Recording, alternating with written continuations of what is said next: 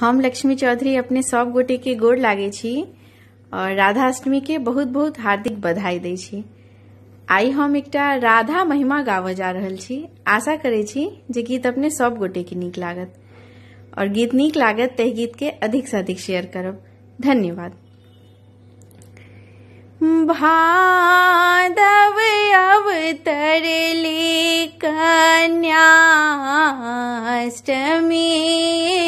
जोड़िया, कृष्ण कृष्ण करा लगली जाप हे।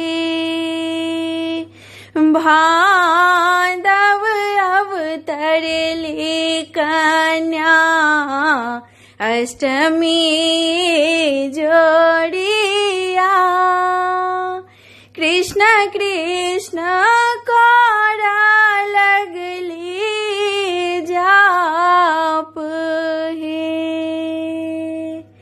ऐलान ऋषि मुनि पग धिलायांगन, ऐलानी ऋषि मुनि पग धिलायांगन, भय गेला लक्ष्मी के आभास हे। भय गेला लक्ष्मी के आभास हे। निरखती छवि जननी जगदम्बे रानी के, भय गेला अंतर ध्यान हे। भय गेला अंतर ध्यान हे।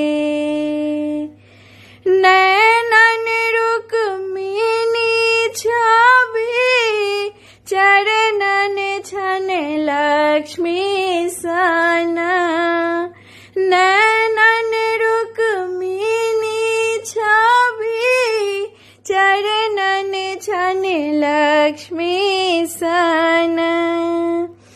राधे राधे मुनि करे अनघोल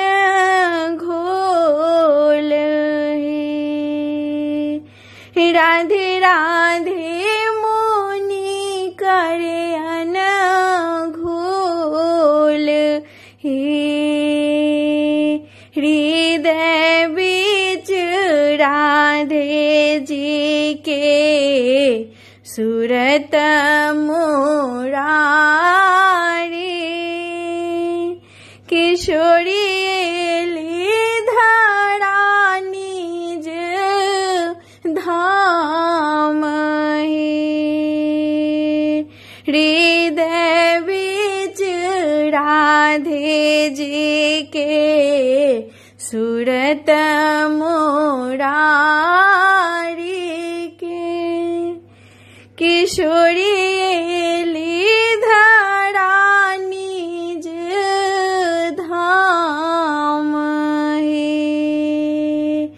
भादव अवतरली कन्या अष्टमी जोड़िया, कृष्ण कृष्ण करा लगली जाप हे। कृष्ण कृष्ण करा लगली जाप हे। कृष्ण कृष्ण